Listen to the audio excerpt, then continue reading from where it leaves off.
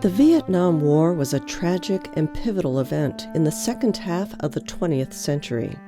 It was the longest military action in United States history up to that time. Over 2.7 million Americans, including nearly 7,500 women, took part during the Vietnam War's 10-plus year span. Over 58,000 Americans died. 153,000 were wounded and required hospitalization, and more than 2,000 remain missing. At its peak in 1968, over 550,000 American troops were engaged in the conflict. Back home, there was division and war protests. Too many of our fellow citizens seemed to forget that decisions to go to war were made in Washington, and chose to vent their anti-war sentiments on young people in uniform. Thankfully, most of our soldiers made it home to joyous reunions with spouses, children, parents, and friends. Outside their families, however, they kept a low profile due to the country's internal strife. Each veteran attempted to settle back into civilian life, getting jobs, continuing their education, and starting families. For many, however, the physical and emotional wounds of combat required care and support before they could move forward. Now, 50 years later, and despite their challenges, several Vietnam veterans are sharing their personal stories. I joined the Navy right out of high school. I was just 18, young, like a lot of the other guys I served with. When I first came back and had the issues with my wife, today it would be considered PTSD. And at the time that I had the problem, we just kind of toughed it out and lived through it. When I landed on Parris Island, I kind of regretted it. But after it was over, I was glad. It changes a lot of guys. It changes you, yeah. I think a lot of people who've had stressful or traumatic military experiences tend to pack it away for a very long time, partly because it's better packed away. I didn't deal much with thinking about my military experience until I was well into my 50s. Some of the issues that I faced were nightmares. I still dream of them today. If you mentioned that you were in Vietnam, the person next to you would say, I was there too, but no one would bring it up. I still live with a lot of PTSD affect, and I wished it was better. Many Vietnam veterans returned home wounded and in need of significant medical care. Others escaped without physical harm, but they suffered emotionally from what was later named post-traumatic stress disorder, or PTSD. I didn't come home from Vietnam quite the way I had planned. About 2 months into my tour, I got blown up. My legs were fairly messed up. Was medevaced out of the field. I had an excellent surgeon who did what was really an experimental surgery to save my leg. I was originally going to be a below-the-knee amputation.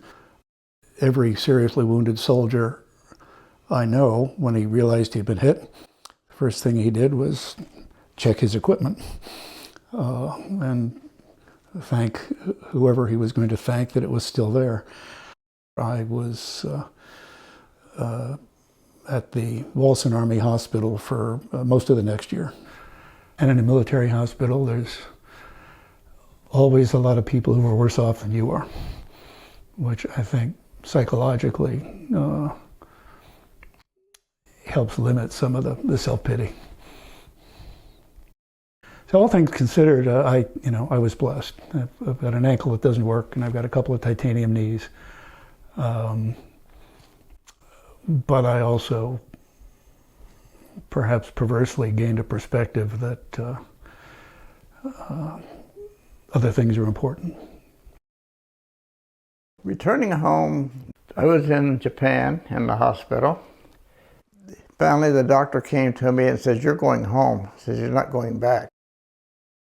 We got to Wake Island. They said, everybody that can walk off the airplane, head toward the little terminal. And as we were heading for the terminal, a new airplane was showing up with new guys going to Vietnam. You wouldn't believe the mess that we looked like we were in with all the bandages and stuff. And these poor guys that was heading for Vietnam. So I wouldn't want to have been in that group. I returned to Letterman Hospital in San Francisco. I spent 8 months at Fort Lewis with my wife. She spent 8 months with me in Washington. And then I got my discharge from Fort Lewis, and I went back to San Francisco with my wife. Prior to shipping out to Vietnam, on the 1st of June, 1968, I married my wife. 10 days later, I was on a plane heading for Cam Ranh Bay, Vietnam. When I finished my tour in Vietnam and came back and rejoined with my family, my wife and daughter, one of the problems that we found that we had not expected was that we couldn't sleep together.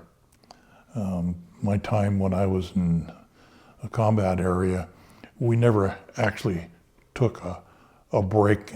What you did is you leaned against a tree, took little dozing sessions, but you were always ready to go. If someone touched you on the shoulder or touched you in any way, you were up and moving and you had your weapon out and you were ready to defend yourself. Well, when I got home, I would be in bed asleep and my wife would roll over and touch me, and I would react to the point where she ended up with bruises on her legs, bruises on her arms. So she ended up sleeping with my daughter in another room. And this went on for about 6 to 8 months before we were finally able to regain confidence with one another, I guess you could say, and spend a night in bed with each other. When I returned from Vietnam, I experienced post-traumatic stress disorder. It's the conflict I had with my family, specifically my mother and father, because of my anger issues and my difficulty in adjusting from my Vietnam experiences. I see a psychiatrist for it. It's diminished it somewhat, but it hasn't altogether. Even today, I'm estranged from my sister and my rest of my family. The only person I'm close to is my half-brother. But I'm pretty sure, I'm very confident that this will resolve itself and we will get back together again as a family. I enlisted in the Marine Corps 6 months before I even graduated from high school. Coming home, I had a very difficult time immediately adjusting. One evening, my father came to wake me up and he touched my foot and I kicked him. I was still very jumpy, and I left the house. I was literally homeless for about a year, sometimes doing crimes. I was an alcoholic. I was a brawler and difficulties in relationships, attitude and temperament issues. And I'd been arrested and convicted for assault. I was in a class about Vietnam at UCSC, and we had just witnessed and watched a terrible newsreel of a child and people being burned from napalm. And one of the students, female student, turned around and said, "Aren't you going to say anything?" It's making me emotional thinking about it. "What do you mean?" She goes, "Look what you did. Don't you care? Aren't you going to say anything? Don't you have any feelings about that?" And I was numb, I was upset. And I thought, well, of course I do, but I couldn't talk. I couldn't say anything. And I walked out of the class. After that, I just went downhill emotionally, psychologically, and I just full-blown PTSD, and I didn't even know what that was then. I don't think anybody did. the devastating effects of 9/11 were felt across our nation. And for some of our Vietnam veterans, that experience profoundly amplified their PTSD symptoms. So I was already dealing with a lot of personal issues anyway, and I was already shutting down anyway. Once 9/11 hit, I said to myself, and I said to the world, now you know how it feels. Maybe now you know how it feels to be me. And it felt mean. Just the thought felt mean. It was a mean thought. It was a cruel thought. And I didn't mean that to the victims. I didn't mean it that way. I just meant it to, now it's come home. I always felt bad about what I was thinking and what I said to myself when I heard that news. I was already withdrawing again anyway. And then that happened, and I just kind of went deeper down, into my personal hell and darknesses. Fortunately, the large majority of our Vietnam soldiers avoided serious injury and the devastating emotional effects of combat while transitioning back into civilian life. I got out of the Marine Corps in December 12, 1968. A good buddy of mine and his fiancée set Aline, my wife, and I up on a blind date. I didn't go. But then a few days later, invited me out again. So I said, okay, I'll go. Well, we've been together ever since. So I went to school on my GI Bill and a partial basketball scholarship. I went up to CSM to take some fire science classes. And so got in with the fire department and then used the rest of my GI Bill to take more fire science classes. Got my AA degree in fire science. And so then in 1976, I got promoted to a full-time captain. And I enjoyed the medical cause, but it felt good to help people. We had a second son in 1975, and they grew up, so lots of fun raising two kids. We've been married 53 years now, and she's the love of my life. And she supported me in the fire service on everything I did, everything I wanted to do. And then being a grandpa and raise them, it is so much fun. And I look back at their pictures and I just want to melt. That's just, oh gosh. I joined the Navy right out of high school. I was just 18, young, like a lot of the other guys I served with, but my intent was to follow in my dad's footsteps and make the Navy my career as a baker. So just a few weeks after we returned to San Diego, I received a Western Union telegram indicating my dad was in the hospital and I needed to return home. I was the only one in the family that knew how to run the bakery operation besides my dad. I recall working some very long hours during that transition. So my executive officer called me into his office and stated that we think that the United States Navy thinks your family needs you more than the Navy does. So I'm transferring you to Treasure Island in San Francisco for oil processing. Good luck. Once I was out of the Navy, I immediately returned to school, the local junior college, utilizing my GI Bill, and landed my first job as a police officer at Road City Police Department. I went back to night school and completed my bachelor's degree in organizational behavior. Ultimately, I had a 20-plus year career in law enforcement.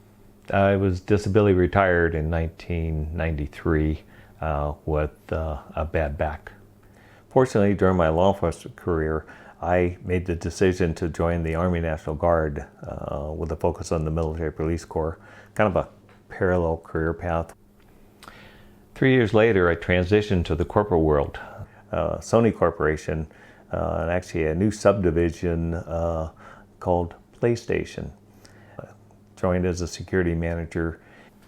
During my time at PlayStation, I made the decision to retire from the Army National Guard. I had 20 plus years combined active and reserve service in the military, and I retired as a lieutenant colonel. So while at Sony PlayStation, I was promoted ultimately to Director of Safety, Security, and Risk Management. After 17 years at Sony PlayStation, I made the decision to fully retire in 2013. So my wife Debbie and I have a very active retirement lifestyle. Debbie is my rock, my best friend, and forever partner. I'm really blessed to have two beautiful and very successful daughters and two wonderful teenage grandchildren. Many of our returning Vietnam veterans went on to serve their local communities as volunteers, military reservists, first responders, business leaders, as well as counselors to other veterans to facilitate their post-war successes. So I had been married to the girl of my dreams 6 months after I was commissioned and 6-7 months before I went to Vietnam. She stayed with me, which was an important part of my rehabilitation. And first child was born a couple months before I graduated from law school.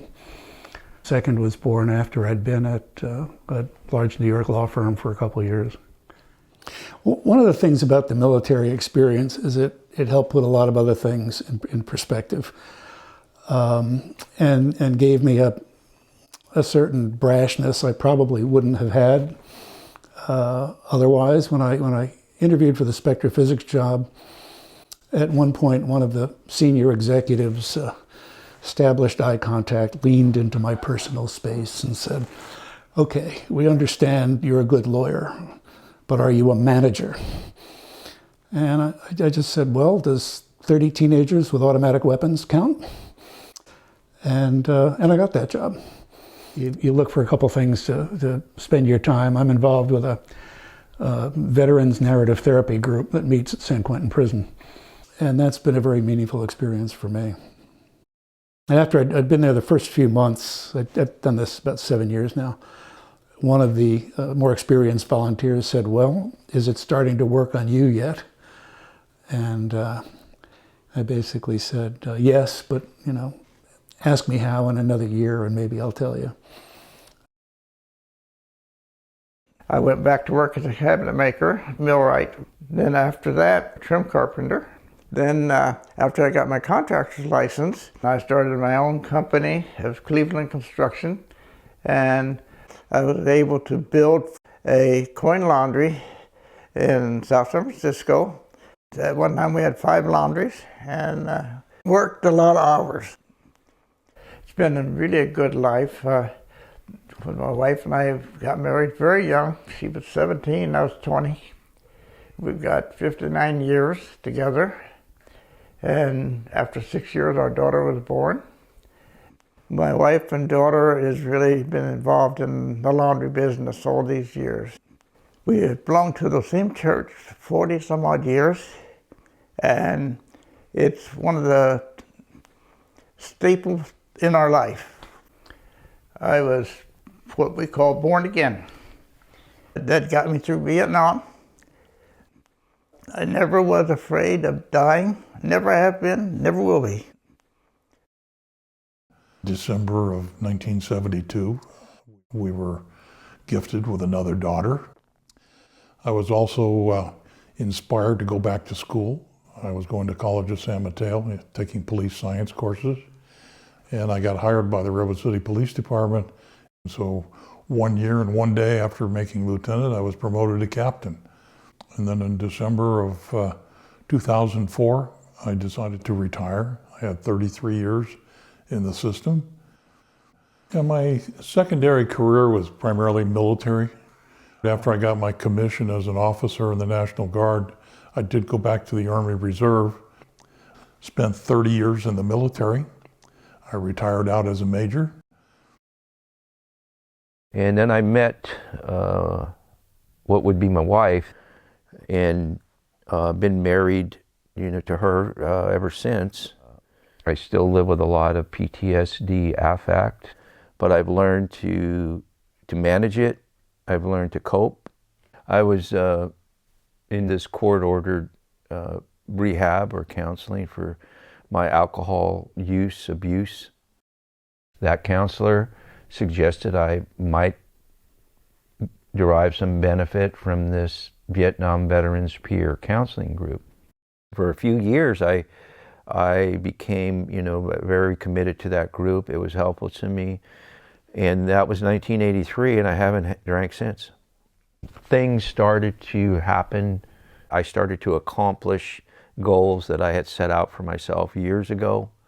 I went back to school, and I decided to work for the County Veteran Service Office here in Santa Cruz as my work study, because it was part of the program. I wrote a thesis about the experience. The thesis is what eventually evolved into the book that I got published. I think some of my therapy in the 90s was the book. Nonetheless, I graduated with honors from there. I now, work for the VA, and I have for 10 years now. And my position is a peer specialist. And we support homeless veterans or veterans who are in unacceptable housing. And we have over 300 people in our program. And we have usually anywhere from 40 to 50-ish that are not housed yet. But I feel fortunate to have this job, and I feel fortunate to be working, working with veterans. When I returned to the United States, specifically Hawaii, I decided to complete my college education and attended the University of Hawaii and received my bachelor's degree in psychology. Shortly afterwards, I attended the University of Central Missouri in Warrensburg, Missouri, to achieve my graduate degree in industrial safety management. And when I graduated, I became a flight attendant for Continental Airlines. And subsequently, I decided to become a police officer in San Francisco.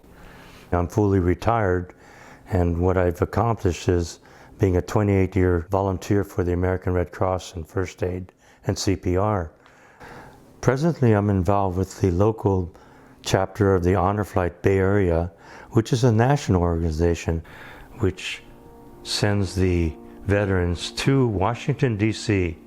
to view Arlington National Cemetery, the changing of the guard, and specifically the laying of the wreath of the unknown soldier, the Marine Corps Memorial, Air Force Memorial, and a Navy Memorial, as well as the Vietnam Memorial Wall, the Korean Memorial, the Second World War Memorial Wall.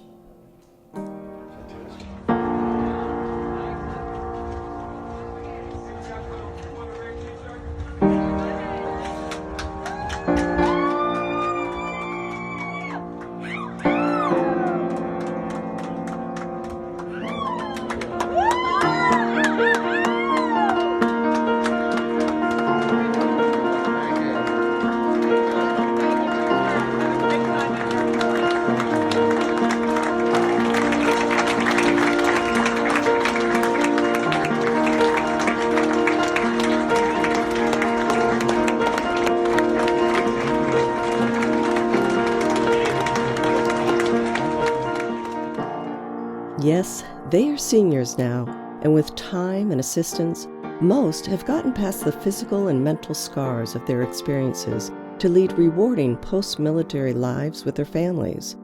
They served willingly when called, and despite the time that has passed, we still owe them a debt of gratitude. It need not be Veterans Day, Memorial Day, or Independence Day to engage with and uplift our veterans. Find them, show your gratitude, and support veterans groups whenever you have the opportunity. In some ways, no, in many ways, they represent the best of us.